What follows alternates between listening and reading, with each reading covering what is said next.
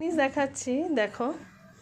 ছেলে আমার এক্ষুনি এঁকে উঠলো কালকে ড্রয়িং বলে, এখন সমস্ত গুছাচ্ছে ড্রয়িংয়ের সব কিছু। ঠিক আছে, যেহেতু ছেলে ছোটোর থেকে 24 ঘন্টা আমার সাথেই থাকে আর আমাকে দেখে, আমাকে নকল করে, সেজন্য ওর কাজ হয়ে গেলে ও সমস্ত জিনিস গুছিয়ে রাখে। ঠিক আছে, আরেকটা দেখায়। আরেকজন ছোট থেকে বড় হয়েছে,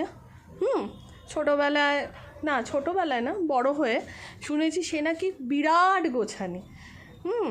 খুব সমস্ত জায়গায় রাখে, বিরাট গোছানি। তবে হ্যাঁ, বিয়ের পর থেকে আমি কোনো সময় দেখিনি এটা। যত দিন যাচ্ছে তত আমি নতুন নতুন দেখছি। ভেবেছিলাম ভিডিওটা করব না, কিন্তু আমাকে সবসময় শুনতে হয় আমার কর্তামশাই নাকি একদম টিপটাপ করে রাখে। তো সেই কারণেই আমার আজকে বাধ্য হয়ে ভিডিওটা করা। দেখো, ছেলেকে একটা জামা দিয়েছে, শুধু এই জায়গাটা দেখো, জামাগুলোকে কি করে রেখে দিয়েছে। কেন এটাকে সুন্দর করে এরম করে রাখলেই জিনিসটা গোছানো হয়ে যায়, তাহলে ও বলে গোছানি। আচ্ছা গেল, নিজের জামাটা নিয়েছে, দেখো কি করে রেখে দিয়েছে। জামা পড়ে যায়, এক এক সময় পড়ে যায় এখান থেকে।